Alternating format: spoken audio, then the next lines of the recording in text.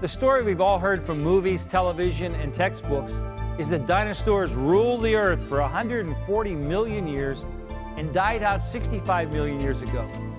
Or could they have died thousands of years ago? And what should we be telling our children?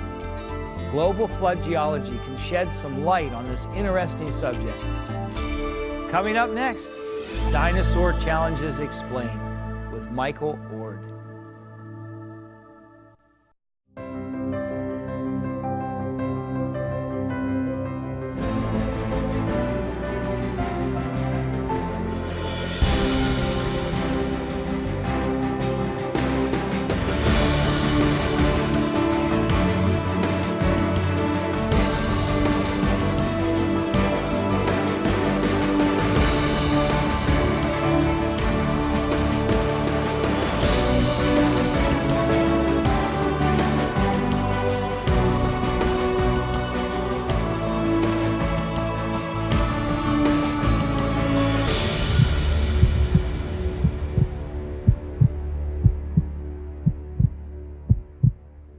Hello, my friends. Welcome to Origins. What a privilege to have you with us today. My name's Donn Chapman, and I get to be your host. You know, Origins is a forum where we take the evidence of science and we use it to validate the truth of God's creation. We do that by interviewing creation scientists, and we have a great one with us today. Michael Oard is with us. He got his education at the University of Washington, and he then worked there for 6 years doing research, and then he went to the National Weather Service, where he was a meteorologist for 30 years, and since then he's retired and he's just writing and doing research. Other creation scientists tell me that he's one of the great researchers in the whole field of creation science. So, Michael, it's so good to have you with us. Oh, thank you. And today we're going to talk about dinosaurs. Everybody loves to talk about dinosaurs. These aren't purple dinosaurs, are they? Oh, no, these are real ones you find from the bones. Okay, good. And the name of our show is Dinosaur Challenges Explained. Would you help me understand what challenges we're going to look at? These are challenges to the flood model. The flood buried all those except those in the ark. But there's a lot of features we find in the rocks that show we had live dinosaurs at that time, namely tracks, eggs, and scavenged bone beds. They were alive, and they died with the flood. How did they do that? How did they make tracks during the chaos of the flood? Tracks? So these are dinosaurs that were actually living during the first part of the flood. Yes, that's where I would place them. Other people would want to try to place them other places, but I have evidence it has to be early in the flood. And this has impacted some creation scientists, hasn't it? Oh, yeah. You have a quote there. Yes, this is from Science Magazine. A young earth creationist named Godfrey, getting his degree. Out in the fields, he was quoted as saying this: "By day, coring through thin layers of rock, we started to come across footprints of terrestrial animals. You can't imagine a global flood and animals finding ground to make footprints on." See, that's the problem. That, more than anything, any other experience in my life really shook me to the core. So this really shook his faith. And from what I understand, he lost, at least temporarily, from what the article said. He became an evolutionist. And this is not unique to him. A lot of other people have considered this a major challenge to the flood. Well, it sounds like we have an important question and that we need to answer. And so I'm going to ask you to go up at the board and deal with this issue. Well, the first thing I'm going to tell you about is the challenge. Here's a dinosaur track of a three-toed carnivorous dinosaur. It's one of a trail. And this is made on flood rocks, thousands of feet of flood rocks. Here's another dinosaur track. This is found on top of a coal layer. You do find them on top of coal mines in Utah, Colorado, Wyoming, the United Kingdom, and Australia. So how does that happen? And this is a plot. This is an old plot of 1,500 locations where dinosaur tracks have been found. Now, I know that a number more can be filled in here because I read about them, like South Central Alaska, Southwest Alaska, even in Southeast Greenland there's tracks. There are billions of tracks now out in the fossil record. Billions. Billions of dinosaur tracks. Yes, billions.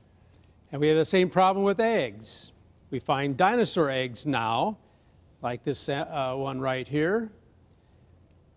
and a plot of eggs. This is an old plot of 199 sites, and there's a lot more. Every year they find more and more. There is considered to be millions of dinosaur eggs in the rocks. Then we have another phenomenon that shows live dinosaurs during the flood that were doing what seemed like normal dinosaur activities. What you're seeing here are teeth marks from... oh, that's teeth marks in the rocks, okay. No, that's not a rock, that's a dinosaur bone. Okay, so it's teeth marks in a dinosaur bone. Also, right where you see those red triangles, you see bite marks on a dinosaur bone. There's lots of bone beds of various sizes. Some have 10,000 dinosaurs in them, all the same species, which is a major mystery. But you find broken teeth of carnivorous dinosaurs in the bone beds. Now, these dinosaurs, when they chomp on a bone, they break their teeth really easy, but they grow new ones, you see, so it's not a problem for them. But when you find only their teeth there, and you find other marks on the bones, you know they were scavenging the bones. Their bones were sitting around there for a while, and they scavenged them. When you only find the teeth and not the rest of the skeleton. So you have the issue of dinosaur tracks, dinosaur eggs, and scavenged bone beds just sitting around there. How does this happen early in the chaos of the flood? See, this is what people have a problem with. Well, what do we do about it? What I believe we do is we apply 1 Thessalonians 5:21 to it. Examine the data carefully. Hold fast to the Bible. Hold fast to Jesus as my Lord and Savior. But examine it. It appears like, it seems like dinosaur activity, normal dinosaur activity caught in the rocks. But when you look a little further, you find a different story. First of all, people try to say because of this, the dinosaurs had to live after the flood. Or there's even a few that says maybe they're before the flood. Well, when we find dinosaurs in the sedimentary rocks, we can pinpoint it to the early flood. How?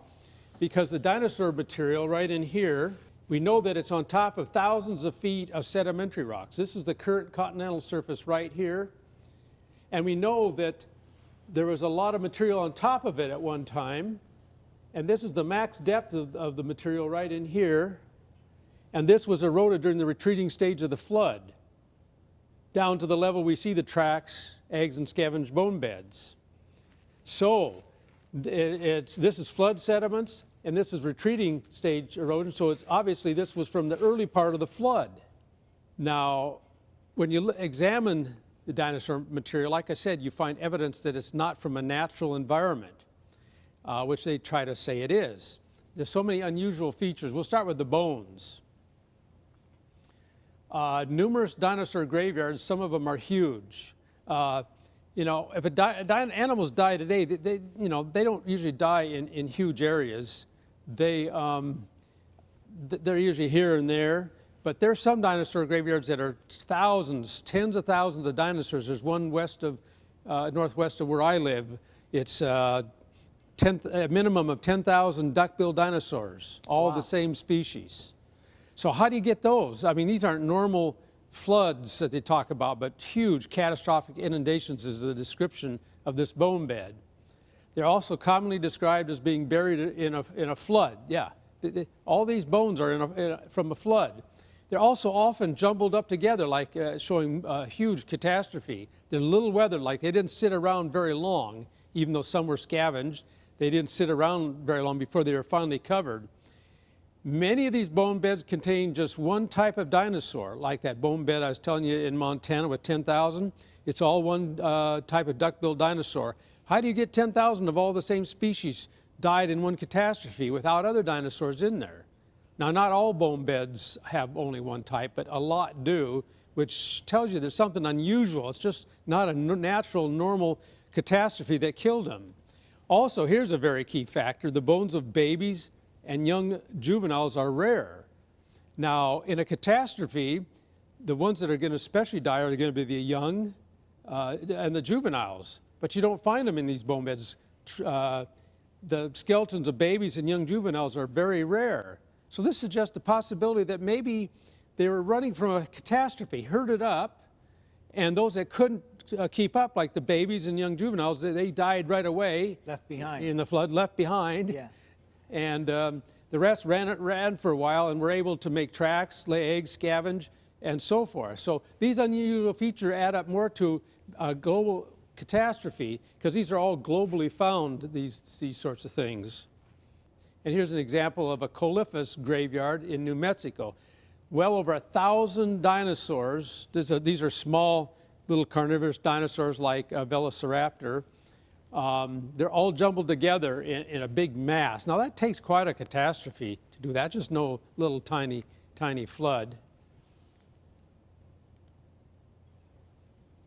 There's also unusual track features. Tracks of likely poor swimmers are rare. For instance, you wouldn't think a triceratops with those big bony head and those spikes could swim very well. You hardly find any tracks of these types of dinosaurs.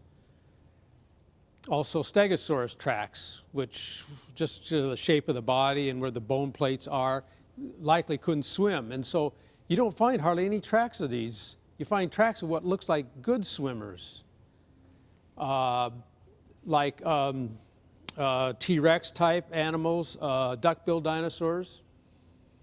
And again, with the bones, practically all the tracks are from adults and younger juveniles. Where are the tracks of young? Now, when you examine tracks in Africa with elephants, you find just as many young tracks as old tracks. So if they got preserved, which first of all, you got to preserve all these features. That's a major thing that I believe the flood can do.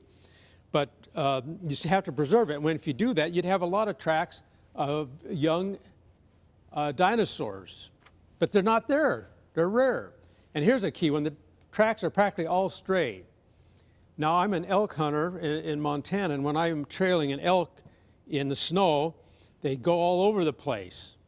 But if I spook them by accident, they run in straight lines. And so it's like straightest distance away from you is straight out. Right. So they're not hiding, they're running. They're running. Yes. So it's not a normal feature to see. And see, they should be moving around, looking for food.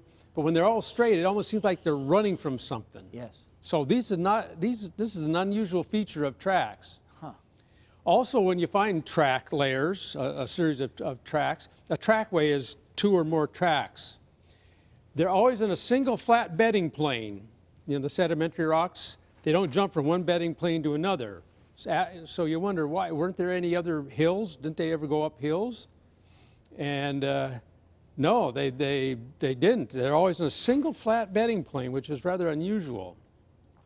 And then you have some areas where you have tracks on a layer here, and then maybe 100 feet higher, you find more dinosaur tracks. Huh.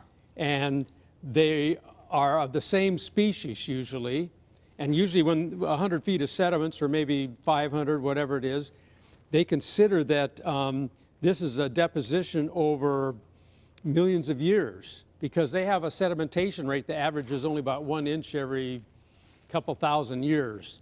So you wouldn't expect the same type of dinosaur to be up here as down in the lower levels, separated by millions of years. But when they are, that implies rapid sedimentation environment. So those are some of the unusual features for dinosaur tracks. And here's an example of straight ones right here. I couldn't get the wide angle on that, but this is in the Bighorn Basin at a display. You can see how straight they are. Yes. Well. And the third thing are unusual egg features. First of all, there's very few nest structures. They're not dug in a hole, except very few. There's no vegetation piled on them. That's the third one. There's little or no vegetation. If you can preserve the eggs, you should preserve the vegetation. You should get the pollen. And the eggs are laid essentially on flat bedding planes. And the problem with all this, they're laying out there in the air, and they're very porous. They would dry out in a matter of hours and days. Embryo would dry. So these are unusual egg features.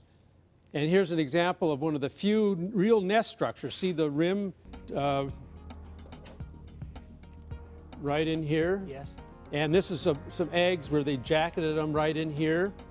It's one of about half a dozen real nest structures in the world. Now, you've made me incredibly curious through our first part of our show. You haven't answered any questions. No, not yet. You've just laid out the problem, I think, magnificently, and you've made us all curious. We got to take a break, but don't you go away, because we need some answers, and don't you go away, because you'll want to hear those answers. We'll be right back.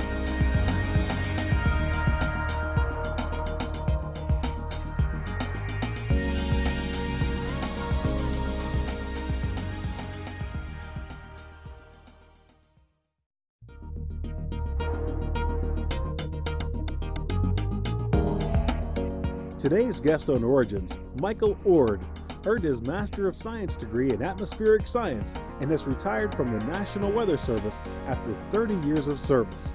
He is currently a researcher and speaker for Creation Ministries International, where he has authored many creation articles and books, including Evidence for Creation in the Biblical Flood and Frozen in Time. Book orders are being taken at 800-616-1264. Mike can be reached at Creation Ministries International, P.O. Box 350, Powder Springs, Georgia 30127, or visit the website at creation.com.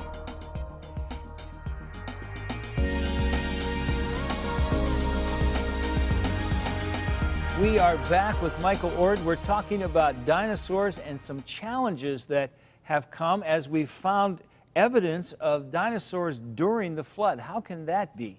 And Michael has been laying out for us some details about the unusual characteristics of the dinosaur finds during that time. Would you kind of summarize that for us before we move ahead? Well, the challenging data is the evidence of live dinosaurs early in the flood. I showed that they had to be early in the flood. And this evidence of live dinosaurs are dinosaur tracks by the billions, dinosaur eggs by the millions, and bone beds that have been scavenged by carnivorous dinosaurs, which means a lot of activity early in the flood, which is supposed to be so chaotic, supposedly. Sure. That's the challenge. How do we explain it? And how do you explain it? Well, I explained it by the beds hypothesis. All right. BED stands for briefly exposed diluvial sediments. In other words, they're briefly exposed, and it's a flat bedding plane. They do all their activity on that, and then it covers them up. I will explain this in a little more detail. And how do you form these beds? Well, it's because, you know, the flood wasn't just a gradual increase and then a decrease like that. I mean, a lot happened during the flood.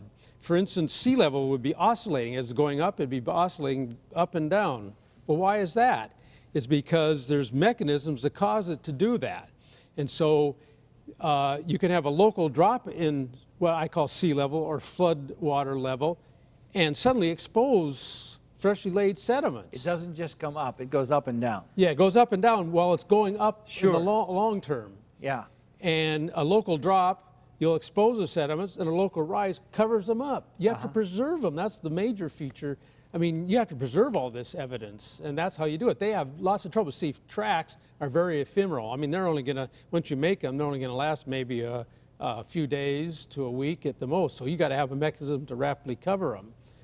So we have this all in the flood, and I will flesh this out a little more. Here's how it would work.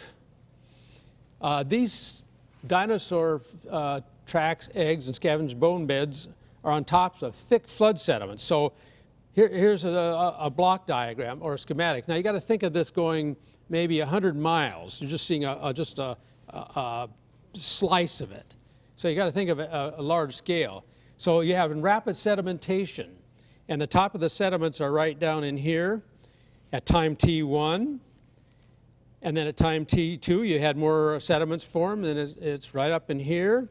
And then in time T3, it comes right up here, and it's pretty shallow water now. Okay, so as the sediment rises, the water gets more shallow at that spot. Yes, and that's why we have a lot of these features on thick sediments. Then what can happen is that in one of these local falls, it's falling right down to here, and you expose the top of this. Briefly exposed diluvial. Diluvial is another name for flood. Sediments, that's the BEDS acronym. Hopefully easy to remember. A new bed is formed. Now, there's a number of ways to cause the sea level to oscillate. I mean, there's tectonic uplifts and mechanisms, so the area they're on could have uplifted. See, we had a lot of this going on all through the flood. Yeah, a lot of shaking going on. That's right. And tsunamis. Now, tsunamis will wipe out the edge of beds, but then they'll just gradually slow down going over, so they can just cover up a lot of it from the edge. Sure. And tides, of course. We had tides causing it to go up and down. And crustal shifts far away, like around the world, you have land going up, and it's going to send a wave like this around, and so you're going to have the sea level go down and then up. So we have a lot of, and this other one here I'm not going to get into, it's the dynamics of the currents. So we have at least 5 mechanisms down. There's probably hundreds of these oscillations while it's going up. And even when it's going down, it's oscillating at short period time scales. Here's a little cartoon about it. You know, you have a local drop in sea level right here, and it exposes beds. Now you got to think of this being 100 miles or so. This is just a little cut to show that, you know, they make tracks and lay eggs and dinosaurs die, and then you have a rise, and sometimes that dries them off. Sometimes they try to hang on, but regardless, it sends more sediment up that covers up the eggs and the tracks, so we can see them later on as things are eroded down to this level later on in the retreating stage of the flood. And then it can go down again, and they can do it again. You can have several levels of this happening because they're going to climb up on top of that sediment to kind of get air. Yeah, and then it happens over and over again. Right.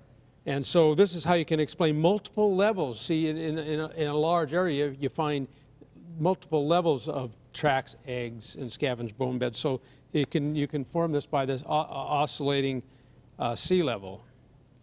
A good place for these beds would be in this area right in here, because we have lots of dinosaur features along the high plains and along the eastern Rocky Mountains, clear up into northern Alaska. So this would be an area, it wouldn't be all exposed at the same time. It can be areas exposed at different times, or it could be a series of shoals, but lots of tracks, especially around Moab, Utah. There's lots of tracks there. Paluxy River area down there in Texas. And there's lots of eggs in there and lots of dead dinosaurs. So this would be a great spot. But it's a worldwide phenomenon, because you find these sorts of features all over the world, indicating, again, a worldwide flood. And where do we place this dinosaur activity? Well, I think you can time it.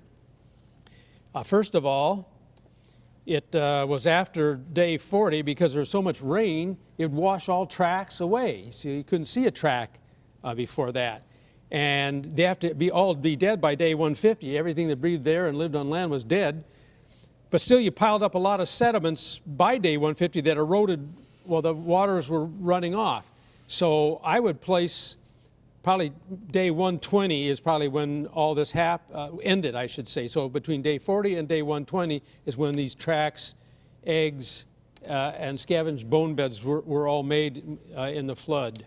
So to summarize this, dinosaur tracks, eggs, and scavenged bone beds occur early in the flood. That's where we can place them, not before or not after, because they had to all be dead by day 150. They can be explained by the beds hypothesis, briefly exposed diluvial sediments.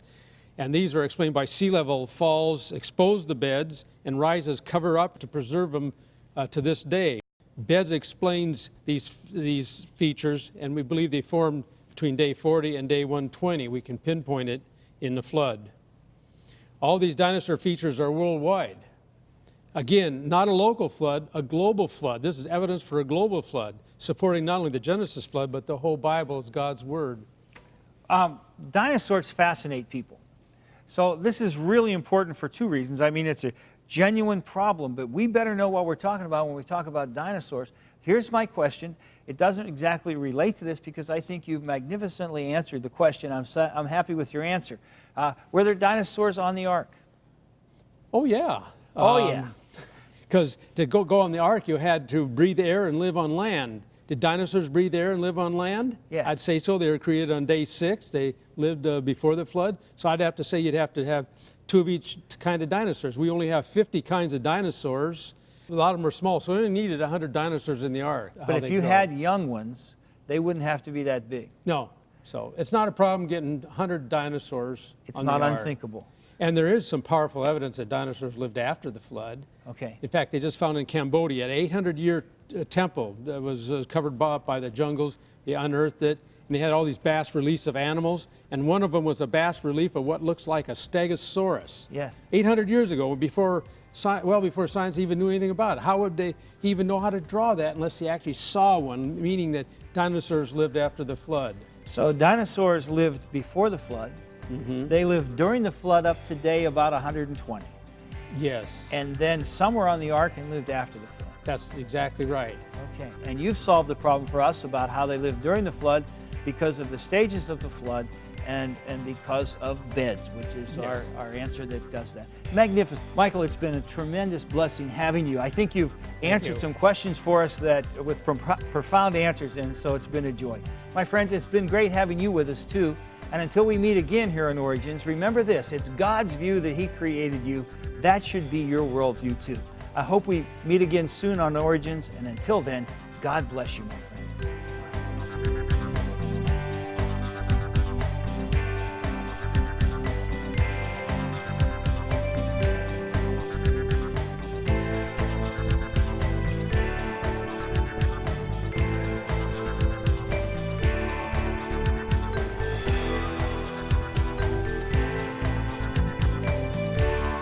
Thank you for watching this edition of Origins. If you'd like a copy of the PowerPoint information presented today, you can download a PDF file from our website at www.originstv.org. Or for DVD of this series, send a $12 donation to cover shipping and handling and write to Origins Program, number 1306, Cornerstone Television, Wall, Pennsylvania 15148.